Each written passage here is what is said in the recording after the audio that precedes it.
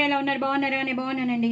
ఇదేమిటి అనుకుంటున్నారా? చాలా చాలా delicious. First of all wish you happy Deepavali అందరికీ.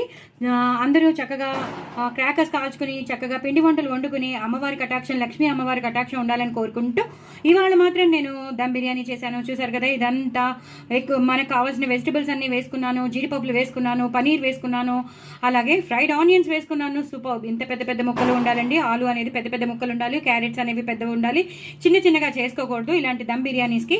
సో చాలా చాలా బాగా చేసుకున్నాను. అలాగే ఆనియన్స్ లేకపోతే బిర్యానీ ఇన్కంప్లీట్. అలాగే ఫ్రైడ్ బ్రెడ్ అండి, చాలా చాలా బాగుంటుంది ఇలా నంచుకుంటే. పైన కూడా మన బిర్యానీలో కూడా నేను వేసాను, పైన వేసేసాను. ఫ్రైడ్ ఆనియన్స్ ఎప్పుడు వేస్తామో అప్పుడే మనం బ్రెడ్ కూడా వేసేస్తున్నాను. సో దీని రెసిపీ నేను మీకు షేర్ చేస్తున్నాను కాబట్టి తప్పకుండా చూడండి, చేసుకోండి. చాలా చాలా టేస్టీగా ఉంటుంది. ఎప్పుడు రొటీన్గా కాకుండా ఇలా కూడా మీరు ట్రై చేస్తే మాత్రం సూపర్ ఉంటుంది. ఆ ఫ్రైడ్ ఆనియన్స్ మన నోట్లోకి వస్తుంటే, జీడిపప్పు నోట్లోకి వస్తుంటే, ఆ పనీర్ మన నోట్లోకి వస్తుంటే ఒక రేంజ్లో ఉంటుంది. చూసారు కదా పనీర్ ముక్కలు.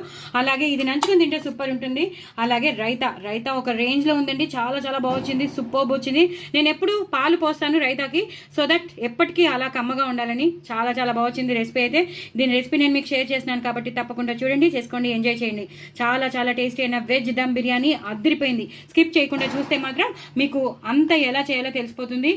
ఒక రేంజ్లో ఉందండి, ఇంకా నేను చెప్పలేను. ఇవన్నీ వేసాను ములాంచి. నెయ్యి కూడా ఎక్కువ వేసుకోండి, ఇలా తినేసేయండి. నా ఛానల్ మాత్రం సబ్స్క్రైబ్ చేసుకోవడం అసలు మర్చిపోద్దు. బాయ్ అండి.